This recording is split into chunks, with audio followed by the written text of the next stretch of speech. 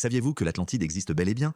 Mais pas comme on l'imagine. L'Atlantide apparaît pour la première fois dans l'Antiquité, vers 360 avant notre ère, sous la plume de Platon. Philosophe grec, il écrivait ses récits sous forme de dialogue, où ses personnages discutèrent de grandes questions. Dans le Timée et le Critias, il décrit une cité immense et prospère, au-delà des colonnes d'Hercule, l'actuel détroit de Gibraltar. Une civilisation avancée, mais orgueilleuse, qui aurait défié Athènes avant d'être engloutie par la mer en une seule nuit de cataclysme. Ce récit va traverser les siècles. Oublié en grande partie au Moyen-Âge, l'Atlantide refait surface à la Renaissance, quand les textes de Platon sont redécouverts. Les explorateurs de l'époque, fascinés par le Nouveau Monde, commencent à placer l'Atlantide un peu partout, dans l'Atlantique, en Amérique ou même en Afrique. L'Atlantide a aussi nourri l'imaginaire littéraire. Jules Verne, dans 20 000 lieues sous les mers en 1869, en fait visiter les ruines à ses personnages au fond de l'océan. Au XXe siècle, le mythe prend une tournure inquiétante. Les idéologies y voient la trace d'une race originelle supérieure qu'ils associent à leur fantasme de race aryenne. Himmler, proche va même jusqu'à financer des expéditions au Tibet en 1938 pour tenter d'en trouver des preuves. L'Atlantide devient alors un outil idéologique, une illustration frappante de la façon dont un mythe peut être dévoyé et instrumentalisé. Pour les scientifiques actuels, il existe peut-être une part de réel derrière ce récit. L'hypothèse la plus connue est celle de Santorin, une île de la mer Égée détruite par une éruption volcanique vers 1600 avant notre ère,